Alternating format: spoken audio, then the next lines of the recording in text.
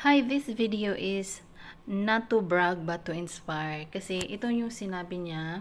Dito, sasabihin niya, yan, pakita natin yung sinabi niya. Hindi daw ganun kalaki ang sweldo dito sa Turkey. Kami, paano kami? Ba't hindi kami 400? Ha? Hindi po ito to brag you, but to inspire po. Lahat po ng nag-a-apply dito sa Turkey, galing sa Pilipinas, nag-o-offer na po sila starting $900 pataas po. Depende po sa amo, may mag-offer po ng 1.4, mayroon pong nag-offer ng 1.4 kaso hindi niya nasagot yung amo, yung tawag ng amo. So hindi siya natuloy. So ibig sabihin, nakadepende po yun sa amo. Kahit galing ka sa Pilipinas, mag-o-offer sila sa iyo ng 1,500, 1,400, 1,200, 1,300.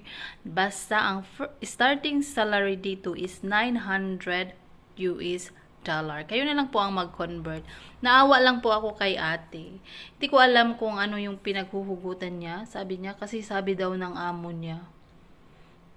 Kung Turkish yung amo mo, tapos hindi siya dito sa Turkey, nag-base.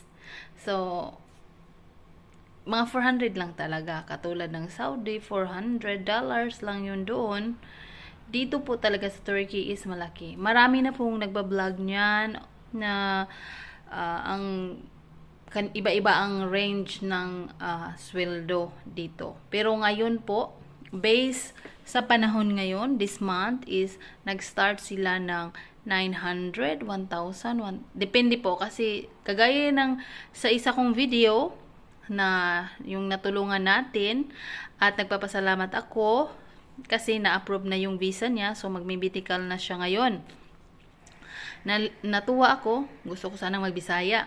Natuwa ako kasi na-approve na siya. So, ang offer sa kanya is 900, tapos 500 ang allowance, tapos after 3 months, magiging 1,000 na siya, then after 6 months, ata, magiging 1,1, depende. Depende na po yan sa kanyang performance at ng amo niya. Kung hindi, kung galante yung amo niya, so, nakadepende na po yan sa amo at sa performance nating mga nani.